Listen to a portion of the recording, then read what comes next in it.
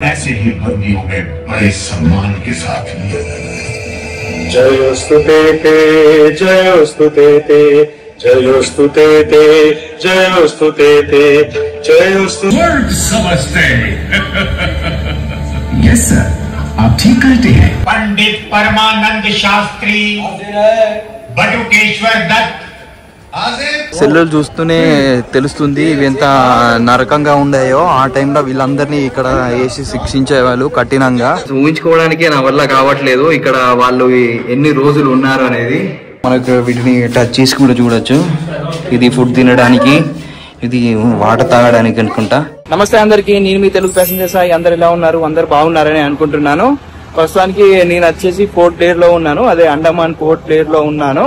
Last videos మీరు ఒకవేళ చూడకపోతే వెళ్ళి చూడొచ్చు. నీల్ ఐలాండ్, హ్యావ్లాక్ ఐలాండ్ చాలా బాగా వచ్చాయి. నేను ఈ రోజు వచ్చేసి పోర్ట్ బ్లేర్ లో ఉన్న ఒక హిస్టారికల్ ప్లేస్, అదే సెల్యులర్ జైల్. ఈ సెల్యులర్ జైల్లో బ్రిటిషర్స్ ఉన్నప్పుడు చాలా మంది మన ఫ్రీడమ్ ఫైటర్ ని ఎంతో ఇబ్బంది పెట్టారు.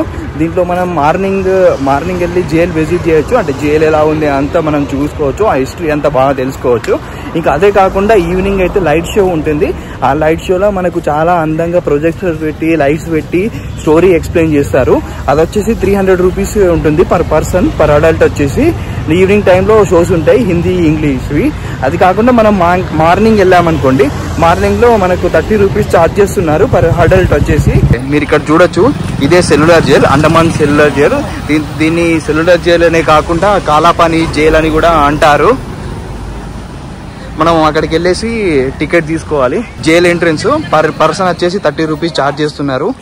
ఇంకా ఫోటోగ్రఫీ ఎలా ఉందా, ఒకవేళ కెమెరా వీడియోగ్రఫీ తీస్తే ఎంత ఛార్జ్ చేయాల్సి వస్తుందా కెమెరాకి అనేది చూడాలి. ఆ ఎంట్రన్స్ లో టికెట్ ఇవ్వరంట. మీకు వెబ్సైట్ లో ఏమన్నా ఆన్లైన్ లో బుక్ చేసుకుని వస్తే డైరెక్ట్ టికెట్ చేసుకొని పంపిస్తున్నారు. ఒకవేళ మనం ఆఫ్లైన్ లో టికెట్ ఇచ్చుకోవాలంటే దాని పక్కనే ఉంది టికెట్ ఆఫీస్. నేను అక్కడికే వెళ్తున్నా. అక్కడ మీరు చూడొచ్చు, టికెట్ కౌంటర్ అని ఉంది. ఇది నుంచి లోపలికి వచ్చేసి రైట్ సైడ్ కి మనకి టికెట్ కౌంటర్ అని రాసి ఉంది. ఓన్లీ మీరు అది గుర్తుపెట్టుకోవచ్చు, ఓన్లీ క్యాష్ అనే ఉంది. ఇది ఎంట్రీ టికెట్ చూడొచ్చు. ఇక్కడ మెయిన్ ల్యాండర్స్ కి వచ్చేసి పర్ పర్సన్ 30 రూపీస్ ఉంది. ఫారినర్స్ అయితే 100 రూపీస్ ఛార్జ్ చేస్తున్నారు. నేను ఇద్దరికి తీసేసుకున్నాం, ఓన్లీ క్యాషే. ఇంకా ఆన్లైన్ మోడ్ ఆఫ్ పేమెంట్ ఏది లేదు, ఫోన్పే కానీ జీపే అది ఏది లేదు. మీరు క్యాష్ ఇచ్చి తీసుకోవాల్సి వస్తుంది. సో గుర్తుపెట్టుకోండి. ఇక్కడ వచ్చేవాళ్ళు కొంచెం పర్ పర్సన్ 30 రూపీస్ పెట్టుకొని రండి. ఇదే జైల్ ఎంట్రన్స్. అక్కడ టికెట్ తీసుకున్న తర్వాత మనం లెఫ్ట్ సైడ్ లో చూస్తే మనకి ఎంట్రీ అని ఉంది. ఇటువైపు స్టెప్స్ ఎక్కి అటు వెళ్ళాలి.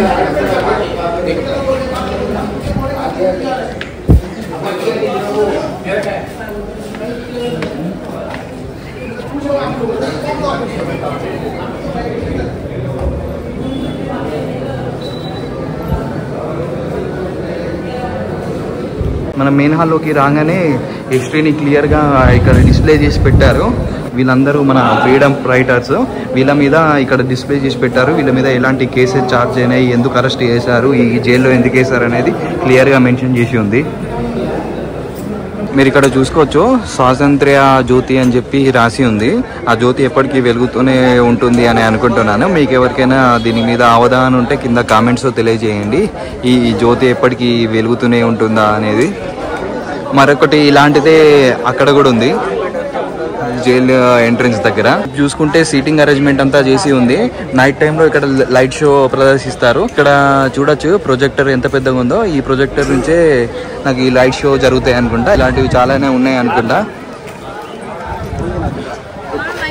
మొత్తం జనాలు క్రౌడెడ్ గా ఉన్నారు, చాలా మంది వచ్చారు అనుకుంటా ఈరోజు.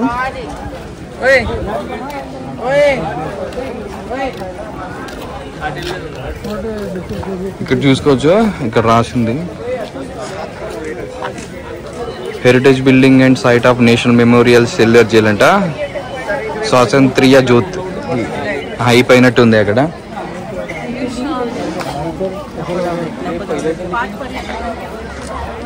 చాలా రోజుల నుంచి వినడమే అండమాన్ సెల్యులర్ జైల్. దీన్నే కాలాపాని జైల్ అని కూడా పిలుస్తూ ఉంటారు ఓల్డెన్ డేస్లో. కానీ మొత్తం ఫస్ట్ టైం నేను ఇక్కడికి వచ్చాను. సెల్లులు చూస్తూనే తెలుస్తుంది ఇవి ఎంత నరకంగా ఉండాయో. ఆ టైంలో వీళ్ళందరినీ ఇక్కడ వేసి శిక్షించేవాళ్ళు కఠినంగా. ఫుడ్ లో ఫుడ్ పెట్టేటప్పుడు దాంట్లో కంకర వేసేవాళ్ళంట, వాటర్ లో అంట గలీజ్గున్న వాటర్ వేసేవాట, పప్పులో పురుగులు వచ్చాయంట, కావాలని ఇలా చేసేవాళ్ళంట. మనం అక్కడ ఎంట్రెన్స్ నుంచి కొంచెం ముందరికి రాగానే మనకు ఇటువైపు సెల్స్ ఉంటాయి. అంతేకాకుండా మనం అండమాన్ ఇన్ ఓల్డెన్ డేస్ అని చెప్పేసి చిన్న మ్యూజియం లాగా కూడా దీంట్లో ఉంటుంది. ఒకసారి మనం దాంట్లోకి వెళ్ళి విజిట్ చేద్దాం. లోపలికి రాగానే మొత్తం ఎయిర్ కండిషనర్ పెట్టారు. బయట మొత్తం కంప్లీట్ గా ఉడకపోతుంది. ఇలా రాగానే చల్లగా ఉంది. ఇక్కడ మనం చూసుకున్నట్టయితే వైపర్ జైల్ అండర్ కన్స్ట్రక్షన్ అంట 1864 నుంచి 87 వరకు. ఇక్కడ కూడా ఇంకో ఫోటోగ్రాఫ్ మెన్షన్ చేసి ఉంది, old jail at Viper Island. Viper Island ఎవరికైనా తెలుసుంటే కింద కామెంట్ చేయండి. ఇంకొక ఫోటోగ్రాఫ్ ఉంది ఇక్కడ, panoramic view of Viper Island with girls on hills top on the secured harbour for boats.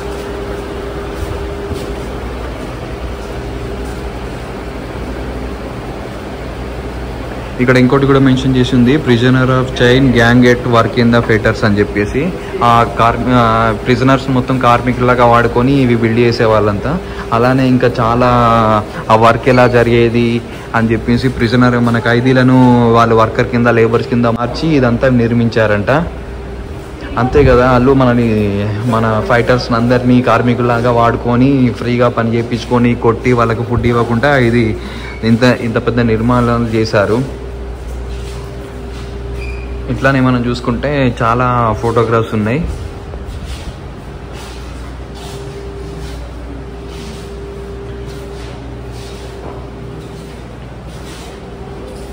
ఇది చూడండి, మనకు అండమాన్లో రోజ్ ఐలాండ్ ఉంటుంది కదా, interior of govt house Rose Island అని చెప్పి.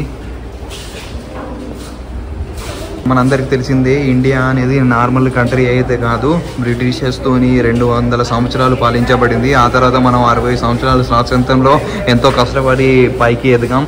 అలాంటప్పుడు మన పాస్ట్లో ఉన్న ఫ్రీడమ్ ఫైటర్స్ అందరినీ మనం మెమొరైజ్ చేసుకోవాలి. ఇలాంటి ప్లేస్లను ఇలాంటి ప్లేసెస్కి అప్పుడప్పుడు విజిట్ చేయాలి, వాళ్ళ గురించి తెలుసుకోవాలి. ఇందులో ఎంతోమంది యాన్సిస్టర్స్ కూడా ఉంటారు.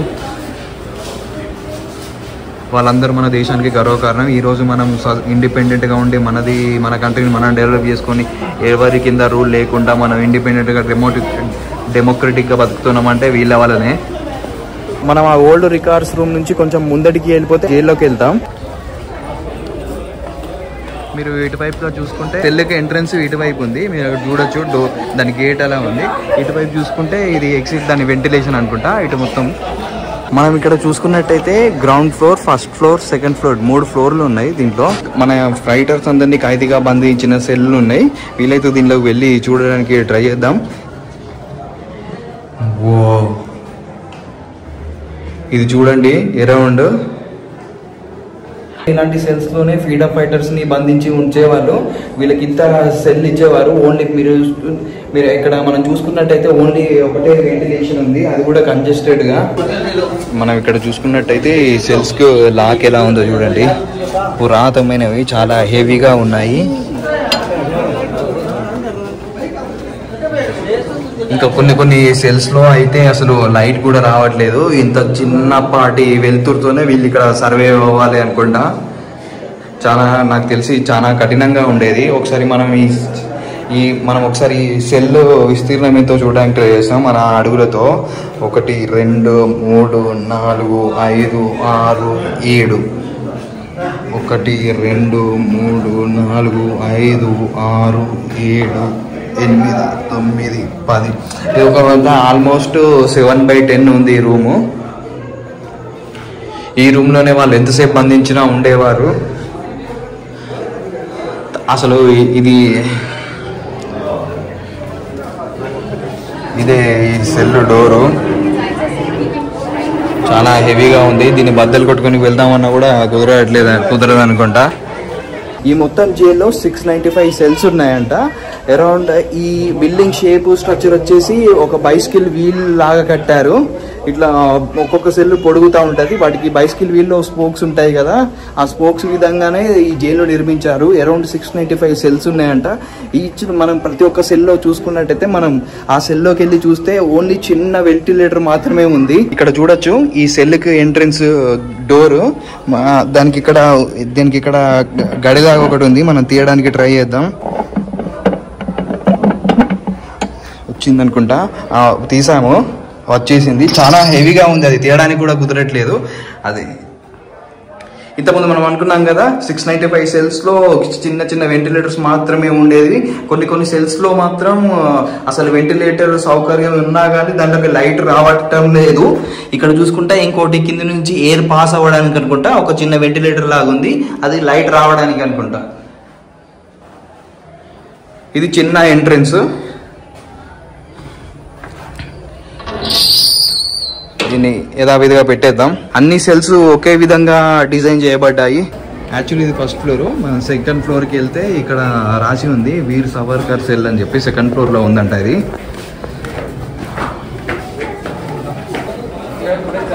సెకండ్ ఫ్లోర్లో ఇదే విధంగా ఉంది డిజైన్. ఒక సెల్కి ఒక వింగ్కి ఇంకో వింగ్కి కలపడానికి మధ్యలో వుడెన్ బ్రిడ్జెస్ లాగా నిర్మించారు. మీరు ఇక్కడ చూసుకోవచ్చు. ఇక్కడ మీరు చూడొచ్చు ఇవన్నీ చిన్న సెల్స్. ఇంకా కొన్ని సెల్స్ డిఫరెంట్ డిజైన్లో ఉన్నాయి. కొంచెం పెద్ద గేట్ ఉంది, కానీ మిగతా అంతా సేమే ఉంది డిజైన్, రూమ్ సైజ్ అదంతా. ఇక్కడ కనిపిస్తున్న విధంగానే ఇవన్నీ 7 వింగ్స్ ఉండేవి అంట. యాక్చువల్ బైస్కిల్ వీల్ లాగా దీన్ని కన్స్ట్రక్షన్ చేశారన్న కదా, అట్లా ఇవన్నీ వింగ్స్ పొడుగుతా ఉండేవి అంట. 1941లో ఇక్కడ ఒక పెద్ద భూకంపం రావడం జరిగింది. ఆ భూకంపం వచ్చినప్పుడు దాంట్లో అవుట్ ఆఫ్ 7 3 డిస్ట్రాయ్ అయ్యాయంట. ఇప్పుడు ఓన్లీ 4 మాత్రమే మిగిలి ఉన్నాయి. అవే మనం చూడడానికి వీలవుతుంది. మనం ఇక్కడికి వచ్చి ఎక్స్పీరియన్స్ చేయడం చాలానే బాగుంది. కానీ అంతకుముందు ఎవరైతే ప్రిజనర్స్ లాగా ఇక్కడికి వస్తారో వాళ్ళు మాత్రం ఇది ఏదో నరకంలోకి ఎంటర్ అవుతున్నా అనే విధంగా భావిస్తూ ఉండేవాళ్ళు. మనం ఫస్ట్ ఫ్లోర్ నుంచి అలాగే సెకండ్ ఫ్లోర్కి వచ్చాక సెకండ్ ఫ్లోర్ లో లాస్ట్ సెల్ లో వీర్ సావర్కర్ గారి సెల్ ఉంది.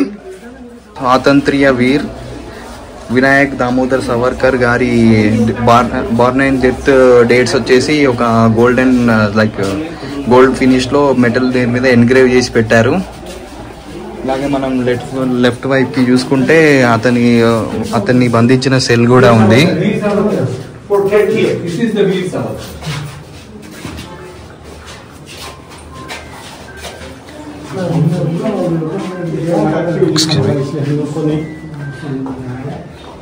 మనం ఇక్కడ చూసుకోవచ్చు తను యూజ్ చేసిన బెడ్షీట్ అండ్ బ్లాంకెట్, ఇవి రెండు తనకి ఇచ్చిన ప్లేట్స్ లాంటివి అనుకుంటా ఫుడ్ తినడానికి. అతని ఫోటో ఉంది. ఎలాగ బంధించారో అనేది ఇక్కడ పిక్చర్ లో రిప్రజెంట్ చేశారు. మనకు వీటిని టచ్ చేసి కూడా చూడొచ్చు. ఇది ఫుడ్ తినడానికి, ఇది వాటర్ తాగడానికి అనుకుంటా. కంప్లీట్ గా మెటల్ యూటెన్సిల్స్ ఇవి.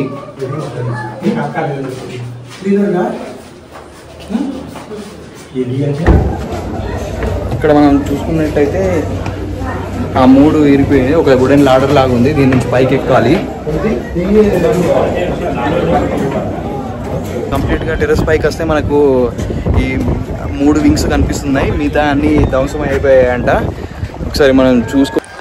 ఇక్కడ మనకు కనిపిస్తున్నాయి ఈ వింగ్స్. ఇదొక వింగ్, ఇదొక వింగ్, ఇటువైపు ఇంకో వింగ్. ఓన్లీ 3 వింగ్స్ మాత్రమే ఇప్పుడు ప్రజెంట్ లో ఉన్నాయి. మిగతా వింగ్స్ అన్ని భూకంపంలో కూలిపోయాయంట. ఇంకా అట్లాగే ఇటువైపు వచ్చేసి ఫస్ట్ సెకండ్ ఫ్లోర్ నుంచి పైకి వచ్చాక మళ్ళీ ఒక వుడెన్ లాడర్ లాగానే ఉంది. కంప్లీట్ పైకి వెళ్ళొచ్చు.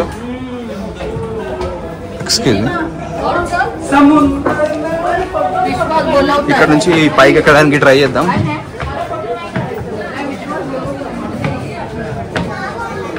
ఓ ఇక్కడ నుంచి చూడండి సీ ఎంత క్లియర్ గా కనిపిస్తుందో.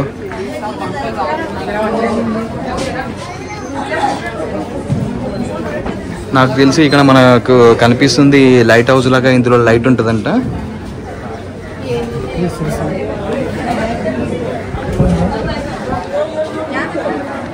ఇక్కడ నుంచి ఇంకా మనం క్లియర్ గా చూడొచ్చు.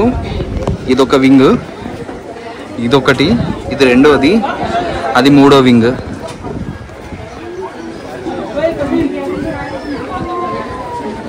ఇంకా మనం అక్కడ స్ట్రైట్ గా చూసుకుంటే జూమ్ చేసి చూడడానికి ట్రై చేద్దాం. అక్కడే మనకు ఫస్ట్ ఫ్లాగ్ హోస్ట్ పాయింట్ కనిపిస్తుంది.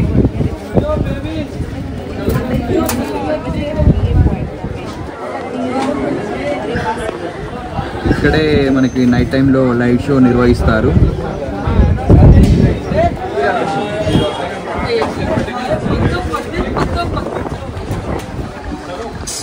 ఇలాంటి సెల్స్లోనే మన ఫ్రీడమ్ ఫైటర్ని, వీర్ సావర్కర్, ఇంకా ఎంతో గొప్ప గొప్ప వాళ్ళని మన ఫ్రీడమ్ మూమెంట్ కోసం ఫైట్ చేసిన వాళ్ళందరినీ ఇక్కడ తీసుకొచ్చి బంధించి చిత్రహింసలో పెట్టేవారు. ఒకసారి మనం కూడా మన సిచ్యువేషన్లో ఊహించుకొని ఎట్లుంటుందో చూద్దాం. ఇలా చూసుకుంటే ఇక్కడ చూసుకోవచ్చు, ఇదే సెల్లో ఎంత హెవీగా ఉంది చూడండి. ఇక్కడ ఇప్పుడు నన్ను ఈ సెల్లో వేస్తారనుకోండి, నా జీవితం మొత్తం ఇక్కడే అయిపోవాలి అనుకుంటా. నాకు తెలిసినంత వరకు ఇందులో వేసేసి ఇక్కడే వండుకోవాలి. వెళ్ళిపోను. మీరు చూసినట్టుగా నా జీవితం మొత్తం నాకు అనిపిస్తున్న ఎదురున్న సన్లైట్ తో కానీ ఆ చెట్టుతోనే నేను మాట్లాడుతూ ఉండడం జరుగుతుంది కావచ్చు. ఊహించుకోవడానికే నా వల్ల కావట్లేదు ఇక్కడ వాళ్ళు ఎన్ని రోజులు ఉన్నారు అనేది. ఇక్కడ మనం చూసుకున్నట్టయితే ఈ వెంటిలేషన్ మాత్రమే ఉంది, అది కూడా చాలా చిన్నగా ఉంది. అసలు ఇది మనకి అందరి హైట్ లో ఉంది. అసలు బయట ఏం జరుగుతుందో చూద్దామంటే కూడా అది మనకి అందరి హైట్ లో పెట్టారు. ఇక్కడ మనం చూసుకున్నట్టయితే ఆయిల్ మిల్ అని ఉంది కదా. ఆయిల్ మిల్ అంటే ఏదో మిషనరీ పెట్టి నూనె తీపియడం కాదు. ఇక్కడ ఉన్న ఖైదీలనే శిక్షించడంలో భాగంగా వీళ్ళతో నూనె తీపించేవారు. డైలీ 30 pounds నూనె తీపించేవారు. అసలు వాళ్ళు ఎంత కష్టపడ్డా అయ్యేది కాదని అని చెప్తే మళ్ళీ శిక్షించేవారు. ఇక్కడ మీరు చూసుకోవచ్చు, అది కానుగా అంటారు కదా. అక్కడ వెయిట్ వేసేసి దీంట్లో కొబ్బరి కుడుకలు ఉంటాయి కదా, ఎండినవి వేసేసి దాంతో తింపి నూనె తీసేవారంట. మళ్ళీ తర్వాత తీయడం కుదరలేదు అని చెప్తే కొంచెం మిషనరీని ఇదంతా యాడ్ చేశారు. ఇక్కడ మీరు చూడవచ్చు, ఎండిపోయిన కొబ్బరికాయలను అట్లా తోలు తీయడానికి అంత పెట్టేవారు మిషన్లు. ఆ తర్వాత చిన్న మిల్స్ లాంటివి వచ్చాయి. ఆ నూనె తీయని అంటే వాళ్ళకి విధించే శిక్షలు ఇవి. ఇదేదో కొంచెం డివైస్ లాగా ఉంది. ఆ వెనకాలకి తిప్పి కట్టేసి కింద కాళ్ళకు సంఖ్యలలాగా వేసేసి కొరడాతో కొట్టి శిక్షించేవారు. ఇక్కడ మనం చూసుకున్నామంటే ఇక్కడ ఫిట్టర్స్ ఉన్నాయి. Cross bar fitters, chain fitters అంటే ఈ ఖైదీలకు వేసే వివిధమైన సంఖ్యలను ఇక్కడ మెన్షన్ చేశారు. క్రాస్ ఫిట్టర్స్ అంట, బార్ ఫిట్టర్స్, చైన్ ఫిట్టర్స్ మీరు చూసుకోవచ్చు. అదేవిధంగా ఇదేదో గోన సంచితో తయారు చేసిన గౌన్ లాగా ఉంది. మన మార్నింగ్ సెల్లర్ జైలు విజిట్ చేశాం కదా, ఈవినింగ్ టికెట్ బుక్ చేస్తున్నాను. ఈవినింగ్ 6:50కి మనకు షో ఉంది. ఫ్రీ థర్స్డే ఇంగ్లీష్ అవైలబుల్ లేదు, ఓన్లీ హిందీ షో మాత్రమే ఉంది. చూసుకుంటే ఇలా టికెట్ వచ్చేసింది. మనం ఒక 15 minutes ముందు వెళ్ళేసి అక్కడ లైన్లో వెయిట్ చేస్తే వాళ్ళు ఎంట్రీ ఇస్తారు. ఒక దీంట్లో కూడా 15 minutes ముందు రండి అని చెప్పి ఉంది.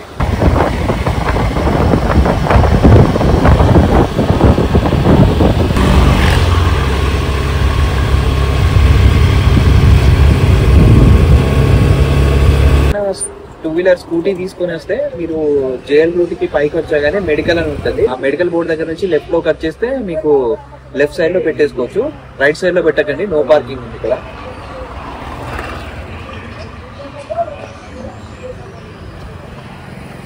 మన షో వచ్చేసి 6:50కి ఉంది కదా. సో ఇక్కడ ముందటనే పార్క్ ఉంది. ఆ పార్క్లో కాసేపు వెళ్ళి కూర్చుందాం అని చెప్పేసి వెళ్తున్నాను. పార్క్ అని చెప్పేసి ఉంది. ఈ ముందే వచ్చేసి కాసేపు కూర్చుంటే మనకు ఒక 40 minutes టైం ఉంది. ఇక్కడ మీరు చూసుకున్నట్టయితే ఇక్కడ వాళ్ళ విగ్రహాలన్నీ పెట్టారు. వీళ్ళు ఖైదీలు అనుకుంటా. ఇక్కడ రాసి ఉంది మోయిట్రా అని చెప్పేసి. ఇలా చాలా మంది పెట్టారు, ఒక 8 ఉన్నాయి టోటల్గా. ఇక్కడ అందరూ లైట్ షో కోసం వెయిట్ చేస్తున్నారు అనుకుంటా. ఒకసారి అటు కొంచెం ముందటికెళ్ళి చూద్దాం. జైలుకి ఎంట్రన్స్ లో మొత్తం పింక్ కలర్ లో లైట్స్ పెట్టారు. చూడడానికి కొంచెం కలర్ఫుల్ గా కనిపిస్తుంది. బైక్ లో వచ్చిన వాళ్ళకి యూజ్ అవుతుంది. మీరు లొకేషన్ పెట్టేసుకుంటే సింగిల్ వే. అక్కడ కొంచెం అప్ హిల్ లాగా ఉంటుంది. అప్ హిల్ లాగా ఉండి వచ్చేసిన తర్వాత ఇక్కడ ఒక బోర్డు ఉంది. ఆ బోర్డు దగ్గర మెడికల్ అని రాసి ఉంది. ఆ మెడికల్ నుంచి కొంచెం లెఫ్ట్కి వెళ్తే అక్కడికి వెళ్తారు. మీరు చూసుకోవచ్చు, అక్కడ బైక్స్ పార్క్ చేసి ఉన్నాయి కదా, అక్కడే మనం 2-wheeler చేసుకుంటే పార్క్ చేసుకోవాలి. ఈజీగా ఇక్కడ పార్కింగ్ చేసుకొని మనం జైల్లోకి వెళ్ళిపోవచ్చు. రైట్ సైడ్ మాత్రం పార్క్ చేయకండి, అక్కడ నో పార్కింగ్ అని బోర్డు పెట్టారు. 1000 rupees ఫైన్ అంట. ఇక్కడ మీరు చూసుకోవచ్చు, ఈ పార్క్ పేరు వచ్చేసి వీర్ సవార్కర్ పార్క్ అంట. అనే కదా ఎయిర్పోర్ట్ కూడా వీర్ సవర్కర్ ఎయిర్పోర్ట్ ఆయన పేరు పేరునే ఉంది. లైక్ మనకి హైదరాబాద్లో రాజీవ్ గాంధీ ఇంటర్నేషనల్ ఎయిర్పోర్ట్ ఎలాగానో ఇక్కడ పోర్ట్ బ్లెయిర్లో వచ్చేసి వీర్ సవర్కర్ ఎయిర్పోర్ట్ అని ఉంది ఇక్కడ. ఇప్పుడే 5:50 షో అయిపోయింది, అందరూ బయటకు వచ్చేస్తున్నారు. నెక్స్ట్ అందరూ 6:50 కోసం లైన్ క్యూలో నిల్చున్నారు. మనది కూడా 6:50 షో కదా, సో మనం కూడా వెళ్ళి లైన్లో నిల్చున్నాం. ఇది మాత్రం ఎక్కడికి పోవట్లేదు. ఇండియన్స్ ఎప్పుడు ఒక స్టిక్ అయిపోయి ఉన్నారు అనుకుంటా మైండ్ సెట్ కి, ఫస్ట్ కమ్ ఫస్ట్ సర్వ్ అని చెప్పేసి. తొందర వెళ్తే తొందర సర్వ్ చేస్తారు కానీ ఎక్కడ కూడా అన్ని మనకి కన్వీనియన్స్ కోసం ఎవరికి వాళ్ళ టికెట్ నెంబర్స్ అన్ని అలర్ట్ చేసి ఉంటాయి కదా, సో మనం జాగ్రత్తగా మన టైం వచ్చినప్పుడు వెళ్తేనే బాగుంటుంది.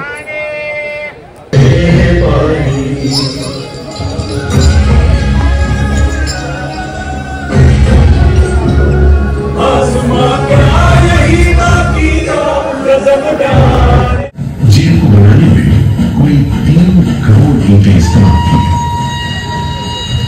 इंसानी खून पसीने से तुझे गिनती होगी।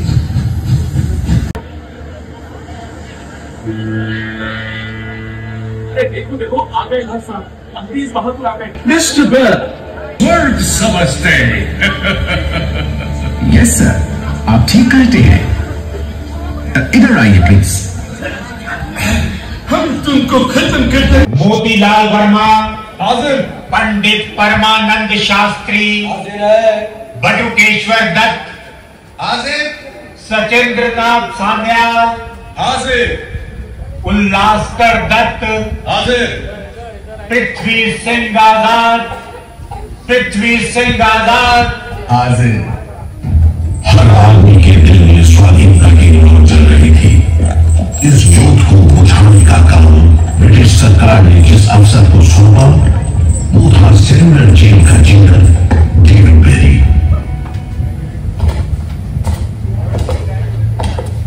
जमादार। जी हुजूर। जी हुजूर।